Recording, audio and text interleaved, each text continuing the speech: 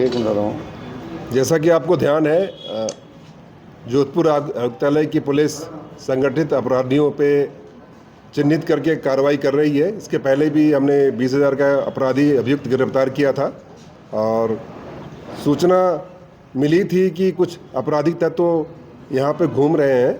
उस सूचना पे उसको बीट कांस्टेबल ने डेवलप किया है और उसके बाद उदयपुर पुलिस का जो हार्डकोर एचएस नरेश हरिजन, जिसके खिलाफ 37 मुकदमे दर्ज हैं, उनको 3 पिस्तल और 2 कारतूस, इसके अलावा एक क्रेटा के साथ उनसे बरामदगी की गई है।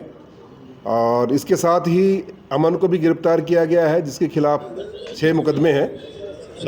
इनमें 111 की धारा लगाई गई है जो संगठित अपराधियों के खिलाफ लगाई जाती है। इसमें विशेष ध्यान देने योग्य बात यह है कि इसके लिए 50,000 का इनाम उदयपुर पुलिस ने घोषित कर रखा था और ये उदयपुर में वांछित भी था और ये आने वाले समय में वहाँ के हार्डकोर अपराधी प्रवीण कसेटा की हत्या की साजिश कर रहा था।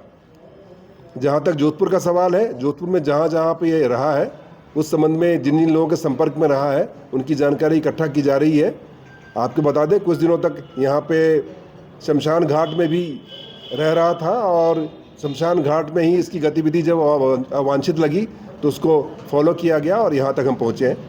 नरेश का पहले हार्डकोर अपराधी रहा है और इसका क्रिमिनल बैकग्राउंड रहा है। ये मर्डर के मुकदमे में भी जेल जा चुका है और आने वाले समय में भी ऐसा कृत्य करने की पूरी संभावना थी, जो कि अपने पूछताछ में इसने बताया है। जहाँ तक अमन का सवाल है, अमन के खिलाफ भी 6 मुकदमे हैं और उसमें भी मारपीट के मुकदमे हैं। तो सारे तथ्यों का अन्वेषण कर रहे हैं और कड़ी से कड़ी मिला रहे हैं, परंतु अभी तक जोधपुर में इनके संपर्कों के संबंध में ऐसी कोई सूचना हमें प्राप्त नहीं हुई है।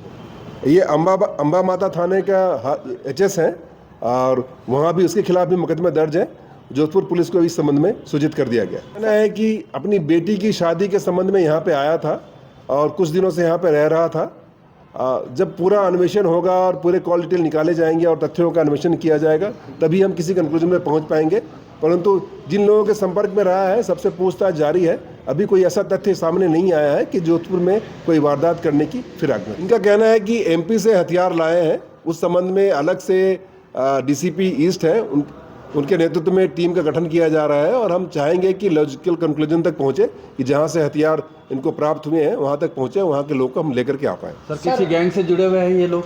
डेफिनेटली इनका खुद का ही गैंग है और जिनके खिलाफ ये कार्रवाई करना चाह रहे थे वो भी एक पर्टिकुलर गैंग के मेंबर हैं और हमने जो प्रकरण दर्ज किया है वो भी संगठित अपराध की धारा लगाई है कि गैंग के सदस्य रहने की धारा लगाई है। आने वाले समय में भी जो भी इस तरह के आपराधिक बैकग्राउंड के लोग हैं उनको चिन्हित करके उनके खिलाफ कार्रवाई की जाएगी। ये हमारी प्रतिबद्धता है। जोधपुर में इनका प्रकरण नहीं है। सर, ये हथियार किस टाइप के पकड़े गए? 9mm पिस्टल टाइप है और भी इसमें मतलब? मैं कह सकता हूँ ये पिस्टल है। जब एफएसएल जाएगी और सारी जांचें होंगी तभी तथ्य सामने आएंगे। हमने तो सीज कर लिए हैं और एफएसएल भेजेंगे। सर, ये सुपारी किलर है? इस संबंध में अन्वेषण जब पूरा अपनी कंक्लूजन पे पहुंच जाएगा तभी उस तथ्य को बता सकते हैं कि कुछ विशेष स्थान पे गए, जो पर्यटक स्थान है वहाँ पे गए, उनको हम वेरीफाई कर रहे हैं और डेफिनेटली जहाँ जहाँ जिन जिन लोगों के संपर्क में रहे हैं, जिन जिन जगहों पे गए हैं उसको 100% वेरीफाई करेंगे और कोई ऐसा तथ्य आएगा तो डेफिनेटली उनके खिलाफ भी कार्रवाई करेंगे। थैंक यू, शुक्रिया।